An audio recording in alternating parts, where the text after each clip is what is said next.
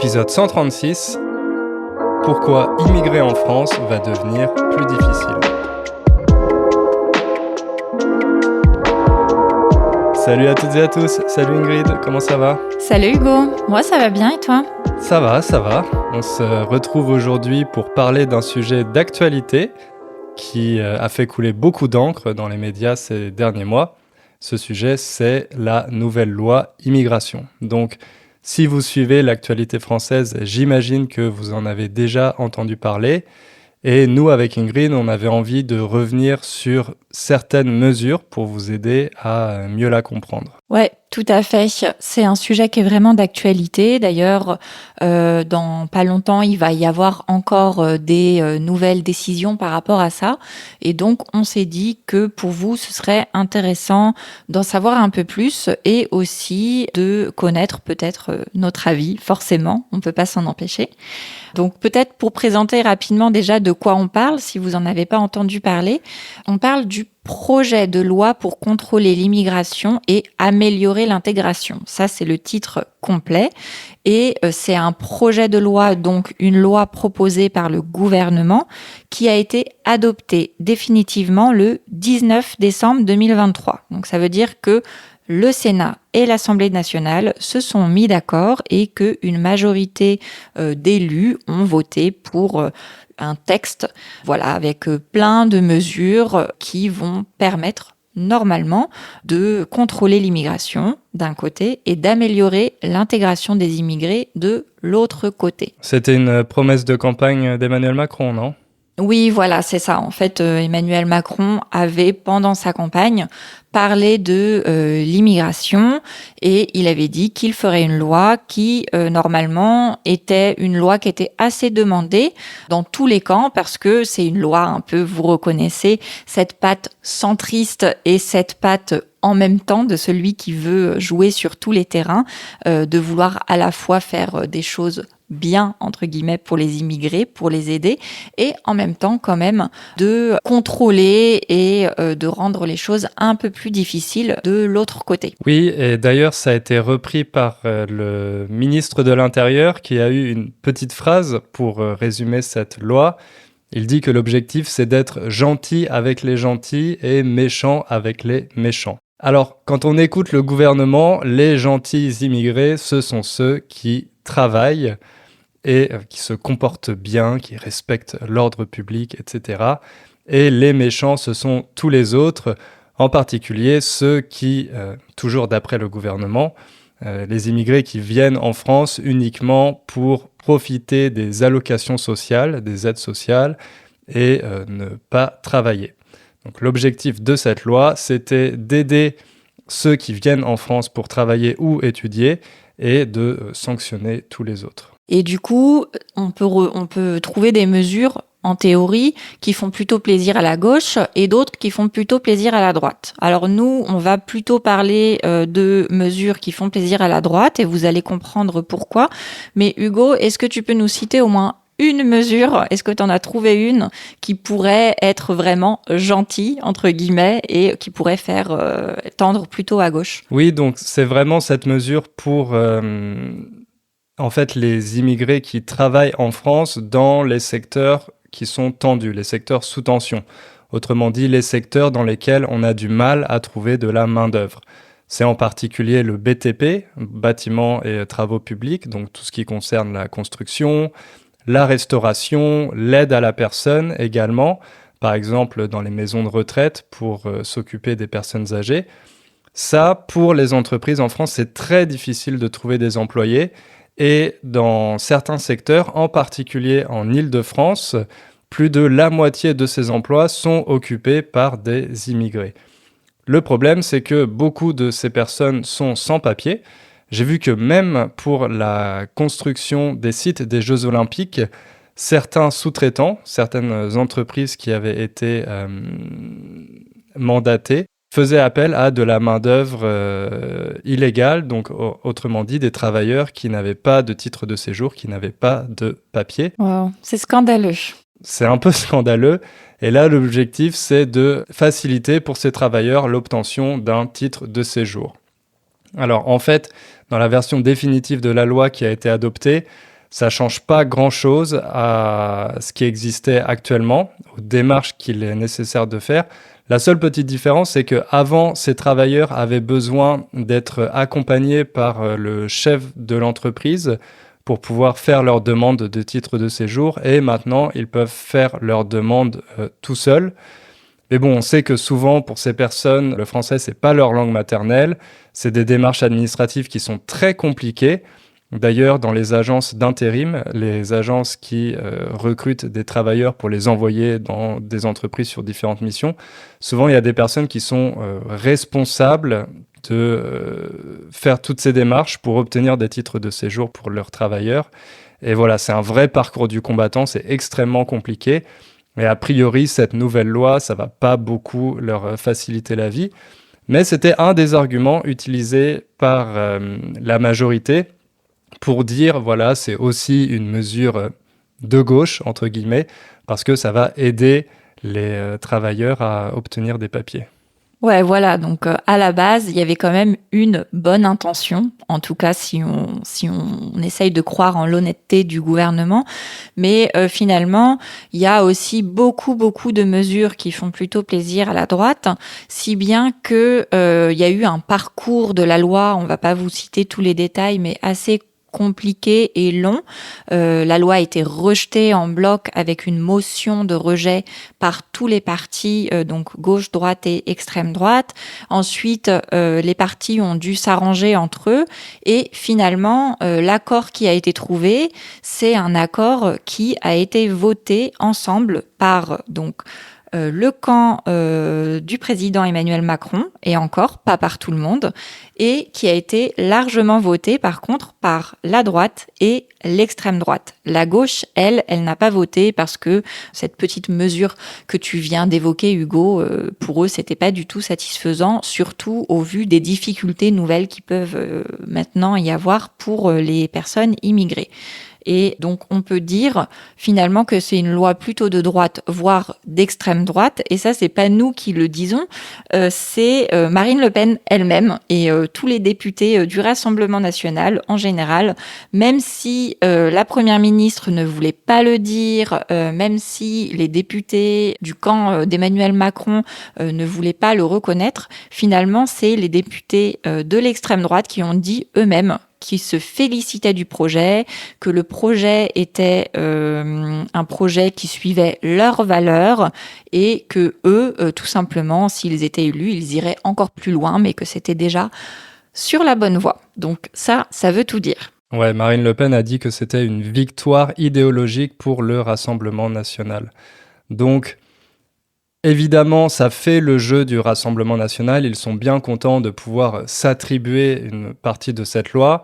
Mais c'est vrai que, bon, on imagine que si la loi avait été écrite par le Rassemblement national, elle aurait été encore bien plus dure que la version qu'on a actuellement. Oui.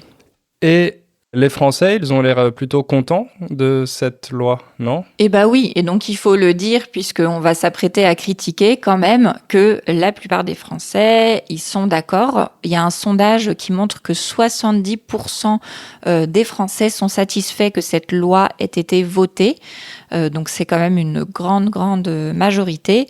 Et de manière générale, c'est vrai que c'est plutôt une opinion majoritaire en France, même si elle tend un peu à descendre. Mais le fait qu'il y a trop d'immigrés en France, le fait qu'il y a trop de facilités pour les immigrés, etc. Voilà.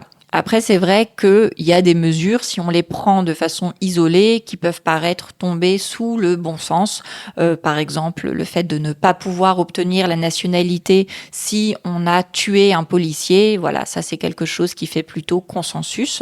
Mais après, il y a d'autres mesures, et c'est là où on veut en venir. Nous, on en a choisi 3 en particulier, qui sont vraiment plus polémiques. Et d'ailleurs, il y a même plusieurs mesures qui risquent d'être retoquées par le Conseil constitutionnel. Alors, est-ce que tu peux juste nous expliquer peut-être ce que ça veut dire ? Et puis après, on passe aux mesures qu'on va vous expliquer. Oui, alors ça montre le courage du gouvernement, puisque...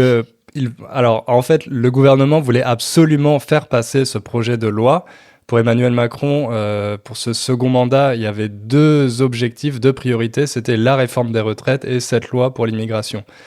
Or, le gouvernement a subi un camouflet, petite expression, un camouflet.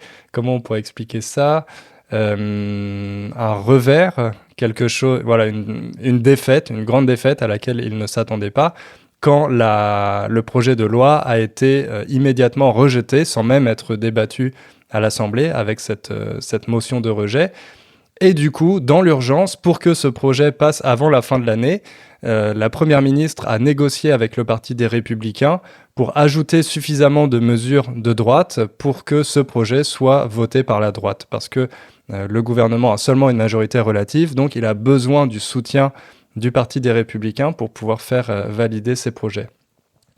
Et par contre, une fois que le projet a été adopté, une partie, donc certains députés du gouvernement et le président lui-même ont saisi le Conseil constitutionnel pour demander si ce projet de loi était bien valide. Et en fait, en faisant ça, ils espèrent que le Conseil constitutionnel va déclarer que certains articles, notamment les articles que le gouvernement a ajoutés pour faire plaisir aux républicains, bien que ces articles vont être jugés anticonstitutionnels et qu'ils vont être rejetés de la loi. C'est quand même un comble. C'est un comble. Bon, soit c'est de très bons stratèges, bon, tout ça c'est de la politique évidemment, mais voilà, c'est un peu agaçant quand on voit ce genre de stratégie.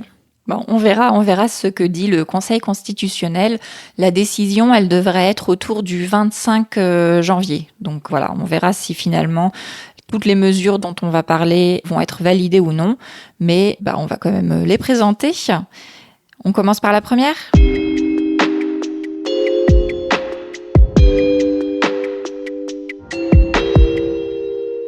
Très bien, oui, on va commencer par parler du droit du sol. Donc le droit du sol, c'est le droit d'obtenir la nationalité française quand on est né en France, même si nos parents sont étrangers, si nos parents ne sont pas français. Alors, ça se fait pas tout de suite. En fait, il faut attendre ses 18 ans pour obtenir la nationalité française. Et il y a quelques conditions. Par exemple, il faut avoir résidé en France au moins 5 ans depuis l'âge de 11 ans. Et voilà, si on est né en France, alors même que nos parents étaient étrangers et qu'on a passé 5 ans en France après l'âge de 11 ans, à notre majorité, à 18 ans, on obtient automatiquement la nationalité française. Et il y a même une démarche, il me semble, pour l'obtenir plus tôt, à partir de l'âge de 13 ans, si l'enfant, avec ses parents, en font la demande. L'enfant peut obtenir la nationalité française plus tôt, à l'âge de 13 ans. Ouais, donc c'est pas un droit du sol comme on peut peut-être l'imaginer avec le fait de devenir français directement quand on est. Il y a quand même un petit temps d'attente à avoir, mais au moins c'est automatique. Mais alors, qu'est-ce qui va changer avec la nouvelle loi ? Donc avec la nouvelle loi, ce qui change, c'est que maintenant, le mineur doit faire la demande entre ses 16 et 18 ans pour obtenir la nationalité française. Je crois qu'on ne sait pas exactement encore à quoi ça va ressembler, cette demande au niveau administratif, mais l'idée derrière ça, c'est de montrer que être français, c'est pas automatique, il faut le mériter et on va demander à ce jeune, même s'il est né en France et s'il a passé plus de 5 ans en France, on va lui demander de montrer patte blanche. Montrer patte blanche, c'est une expression pour dire... De donner une preuve que ils viennent avec des bonnes intentions. Normalement, c'est ça. Donc, donner une preuve de sa bonne volonté. Voilà. Exactement. Donc, il va devoir montrer patte blanche pour prouver qu'il mérite bien la nationalité française. Et ça, c'est quelque chose qui, d'ailleurs, avait déjà été fait dans l'histoire de France. Quand même, petite précision, depuis la Révolution, en général, la France, c'est un pays qui est plutôt pro-droit du sol, donc qui tend vers cette idée que quand on est né, ou en tout cas qu'on a passé beaucoup de temps en France, on peut devenir un citoyen français. Et les 2 seuls moments dans l'histoire où ça a été remis en cause, ça a été sous le régime de Vichy, donc c'était sous Pétain au moment de la collaboration avec les nazis. sans commentaire. Et la deuxième fois, c'était avec les lois Pasqua. Si vous avez suivi un peu les débats, vous avez peut-être beaucoup entendu parler de Charles Pasqua. C'était un ministre de l'Intérieur que nous, on n'a pas connu, il me semble, Hugo, mais que nos parents... Non. En tout cas, on l'entend beaucoup des générations précédentes. Apparemment, c'était une personne qui était réputée pour être un ministre de l'Intérieur très très dur, très très à droite, et donc même lui, il n'était pas allé aussi loin parce que dans sa loi, qui ensuite a été modifiée une nouvelle fois, les enfants, ils pouvaient quand même, ils avaient plus de temps pour faire la demande. Là, c'est quand même très strict, 2 ans. Et il y a une condition supplémentaire aussi que j'ai oublié de mentionner, mais qui est très importante, c'est que le jeune ne doit pas avoir commis de crime. Si ce jeune a été condamné pour crime avant ses 18 ans, automatiquement, la nationalité française lui sera refusée. Et ça fait écho à un autre objectif de ce projet de loi, c'est de protéger, entre guillemets, les Français. Emmanuel Macron, après que ce projet de loi a été adopté, il a mentionné à plusieurs reprises que c'était un bouclier pour les Français. Les Français ont besoin d'être protégés. Sous-entendu, le danger, ce sont les immigrés qui sont en France. Avec tout ça, l'idée, c'est évidemment de jouer sur la peur des Français par rapport aux événements qui ont eu lieu ces dernières années et à faire, comme d'habitude, l'amalgame entre immigrés, musulmans, terroristes, criminels, etc. Et ça fait écho aussi à l'affaire Naël qui a eu lieu l'année dernière, bien que Naël n'avait commis aucun crime, et c'est d'ailleurs lui qui a été assassiné par un policier. Mais ensuite, on avait dit que c'était un petit délinquant, etc., et que ça justifiait ou ça excusait en partie le comportement du policier. Bref, tout ça pour dire que c'est un des objectifs aussi de cette loi, d'après le gouvernement, de protéger les Français. Et les protéger de qui ? Des immigrés. Oui, parce que c'est vrai qu'il y a cette idée assez répandue que les enfants d'immigrés, et en particulier les musulmans, c'est pas moi qui le dis, je précise, c'est vraiment l'idée raciste diffusée dans la société française, que ces enfants d'immigrés, même s'ils sont nés en France, ils ne s'intègrent pas, ils n'aiment pas la France, ils n'ont pas le sentiment d'être français et de vouloir servir la France, etc., etc. D'ailleurs, ils soutiennent l'équipe d'Algérie pendant les matchs de foot, donc ça, c'est vraiment inadmissible, quoi. C'est intolérable. Voilà, ça c'est l'idée un petit peu qui sous-tend cette mesure. Et du coup, cette mesure, pourquoi nous on trouve, je pense que vous aurez compris avec notre ironie et la manière dont on en parle, on n'est pas du tout d'accord parce qu'on n'a pas du tout cette idée sur les jeunes enfants d'immigrés, beaucoup avec qui nous on a grandi et que on ne pense pas du tout que ce soit nécessaire ni bénéfique. Et puis surtout, on pense que ça va être complètement contre-productif. Si on dit à des jeunes, attention, vous n'êtes pas français, si vous voulez devenir français, même si vous êtes allé à l'école pendant des années en France, même si vous êtes né ici, il faut que vous fassiez une démarche administrative. Et on sait que les démarches administratives, c'est assez compliqué, surtout quand on est un adolescent. Forcément, ça va leur donner l'impression de ne pas être des Français comme les autres. Je trouve que ça tombe sous le sens, mais surtout, j'ai vu des études sociologiques qui montrent que c'est tout à fait ce qui risque de se passer et ce qui s'est passé d'ailleurs avant avec la première loi Pasqua dont on a parlé. Donc voilà, ça c'est la première mesure qu'on a décidé de vous présenter parce qu'on trouve que c'est complètement absurde. Oui, c'est vrai, on pourrait dire c'est juste une petite démarche administrative, c'est pas la fin du monde, ça ne change pas grand-chose, mais pour bien connaître la bureaucratie française, je peux vous dire que des choses qui peuvent sembler évidentes le sont rarement, c'est assez souvent très compliqué, et c'est surtout au niveau symbolique que cette loi a une portée, comme tu l'as dit Ingrid, il faut montrer qu'on mérite cette nationalité française, et voilà, ça en dit long sur l'objectif de cette loi.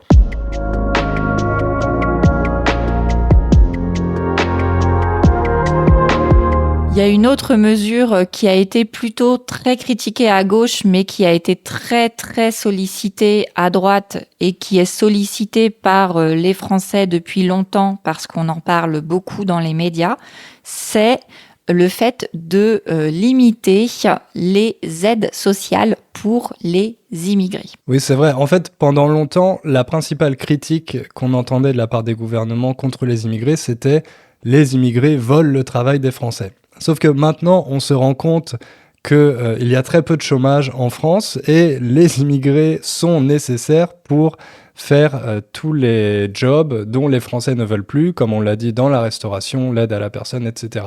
Donc on ne peut plus vraiment faire cette critique aux immigrés.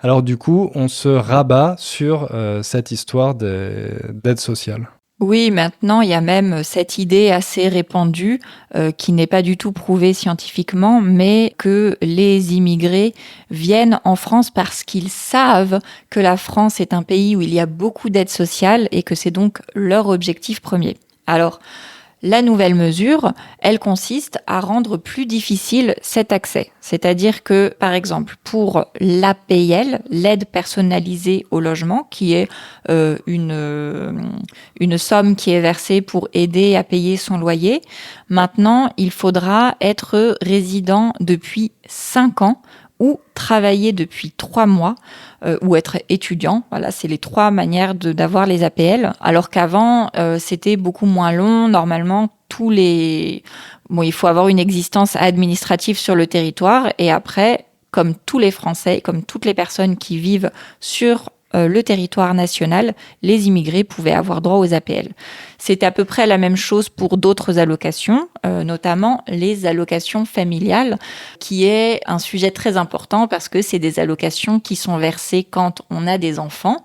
Et maintenant, il faudra avoir travaillé depuis au moins 30 mois en France pour avoir le droit à ces allocations. Donc ça veut dire que les enfants d'immigrés, ils recevront ces allocations que si leurs parents travaillent déjà depuis plus de 2 ans en France. En fait, les aides sociales qui sont visées en particulier par cette loi, ce sont les aides qu'on appelle non contributives, autrement dit les aides qu'on reçoit ou que les Français reçoivent automatiquement sans avoir besoin de contribuer, de cotiser, de verser des cotisations. Et voilà, c'est vraiment les aides sociales dont on va essayer de compliquer l'accès, l'obtention, pour les immigrés en France.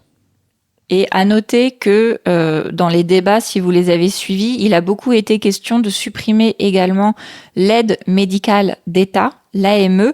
Ça, c'est le fonds qui permet aux personnes immigrées, même si elles sont en situation irrégulière, de quand même recevoir gratuitement des soins basiques pour tout simplement ne pas tomber malade ou ne pas mourir.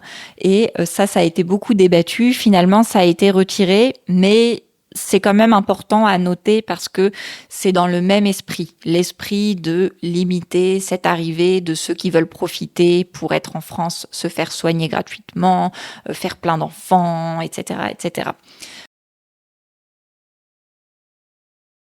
Oui, et là, on voit vraiment en fait qu'il y a un changement de paradigme. En fait, pour vous, les auditeurs, en fonction du pays où vous vivez, ça peut vous sembler incroyable qu'en France, il y ait une chose telle que cette aide médicale d'État, qu'on puisse venir en France illégalement et se faire soigner et avoir tous ses frais de santé pris en charge, même si on n'a pas de papier, si on est en situation illégale. Mais ça fait vraiment partie des fondements de ce qu'on appelle les valeurs universalistes en France, de traiter tout le monde de la même manière et de garantir certains droits à tout le monde, peu importe l'origine, la race ou la religion. Et donc, la droite et l'extrême droite voulaient annuler en fait cette aide médicale d'État, parce que pour eux, c'est pas normal que la France paye pour les frais de santé de personnes en situation illégale, mais c'est quelque chose qui fait vraiment partie de nos valeurs républicaines. Donc le gouvernement ici n'a pas cédé et on a réussi à maintenir cette aide médicale d'État. Et alors, ces mesures de limiter l'accès aux aides sociales, on peut dire que c'est le début d'une préférence nationale La préférence nationale, c'est un concept qui est depuis toujours dans les programmes des partis d'extrême droite, donc du parti du Front National puis du Rassemblement National. Et c'est quelque chose qui avait été beaucoup revendiqué pendant la campagne présidentielle par Marine Le Pen. Elle disait vraiment qu'elle voulait instaurer la préférence nationale sur plein de sujets. Pas seulement ça, hein, elle veut le faire pour tout, l'attribution des logements, les écoles, bon bref. Mais c'est déjà une ligne qui a été franchie et ça c'est la critique qui est beaucoup faite, que une fois qu'on a commencé à mettre de la préférence nationale pour quelques aides sociales, après ça va être beaucoup plus facile à justifier pour le faire sur beaucoup d'autres sujets. Et d'ailleurs, on attend très fortement la décision du Conseil constitutionnel là-dessus, parce que dans la Constitution, il est quand même écrit que les droits sont universels, peu importe l'origine. Donc on verra bien ce qui se passe, mais a priori, il y a des grandes chances que ce soit retoqué par le Conseil constitutionnel.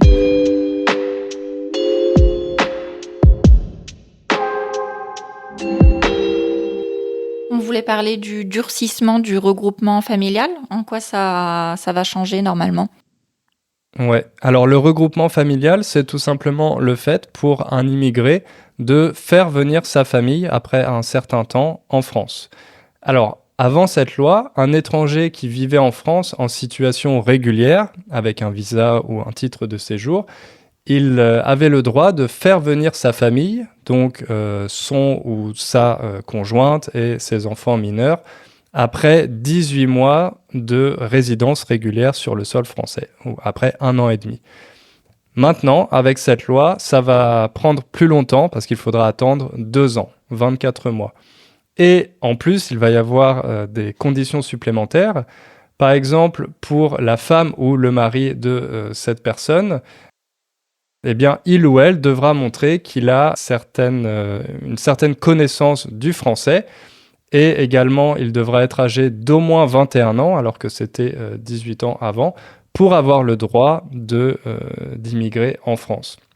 Alors, je ne sais pas exactement à quoi vont ressembler les examens de français, mais on sait que c'est toujours un moyen assez facile de refuser une autorisation à quelqu'un.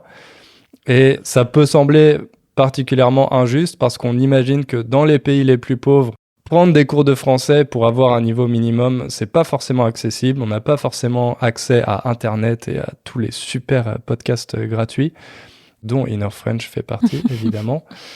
Donc voilà, ça va grandement compliquer le regroupement familial. Encore une fois, l'objectif, c'est d'éviter ce qu'on appelle, entre guillemets, un appel d'air, donc c'est-à-dire une raison qui ferait venir les immigrés vers la France.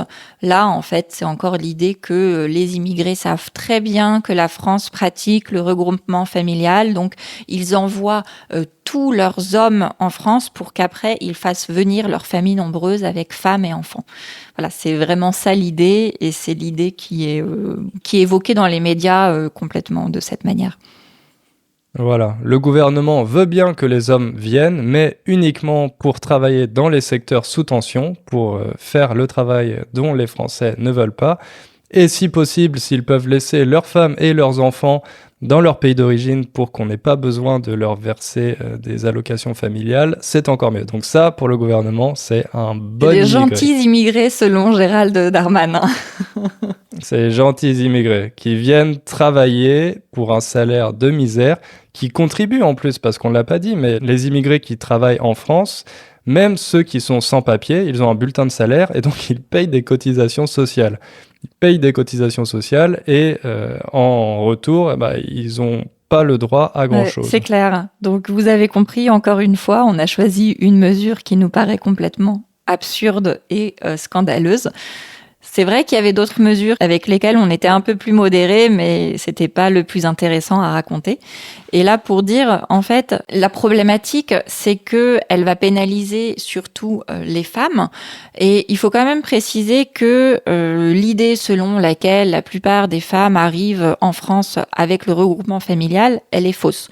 C'est seulement 15% des femmes immigrées. Donc c'est pas non plus énorme. Ça n'empêche que Ça arrive beaucoup plus pour les femmes que pour les hommes. Les hommes, eux, c'est seulement 5% qui arrivent avec le regroupement familial. Et du coup, si on limite complètement le regroupement familial, on risque de déséquilibrer ce ratio entre hommes et femmes parmi la population immigrée et aussi d'empêcher une voie de migration pour les femmes, alors même que c'est celles qui ont le plus de difficultés dans leur pays, elles subissent des violences spécifiques, elles sont largement victimes des crises économiques aussi, des violences intrafamiliales, etc., etc. Et en plus, le chemin vers la France est bien plus difficile et semé d'embûches pour elles. Mais voilà, je pense que vous avez compris l'idée de pourquoi le regroupement familial peut être complètement une mauvaise chose, et surtout pour les femmes. Et c'est donc ce qui montre que c'est une mesure qui est même anti-féministe, je dirais. On va s'arrêter là. Je pense qu'on a déjà parlé pendant un petit moment. Bon, en guise de conclusion, on pourrait dire que la France ne fait pas exception. Il y a beaucoup de pays occidentaux qui sont en train d'adopter des lois similaires pour durcir les conditions d'immigration. Et en général, quand ce genre de choses se passe, c'est jamais bon signe. Ça montre qu'il y a un climat de peur, un climat de tension. Donc voilà, j'aime pas être pessimiste. Je pense que les médias le font déjà suffisamment. Mais c'est vrai que ce genre de mesures, ce genre de loi, en général, ça va plutôt dans la mauvaise direction. Mais ça peut toujours aller plus loin quand on commence à faire sauter des limites. Exactement. Et j'ai vu un édito l'autre fois, enfin, c'est quelque chose que j'ai lu plusieurs fois, mais que l'histoire se répète et les années 20 du 21e siècle commencent à ressembler un peu à celles du 20e siècle. Donc voilà, espérons qu'on va réussir, ou en tout cas que nos gouvernants vont réussir à tirer les leçons du passé pour éviter de tomber dans les mêmes écueils. Je sais pas, on a le droit d'avoir de l'espoir. Mais voilà ce qu'on voulait vous dire en tout cas sur cette nouvelle loi immigration. Merci à toutes et à tous de nous avoir écoutés jusque-là. Et on vous dit à bientôt. Merci.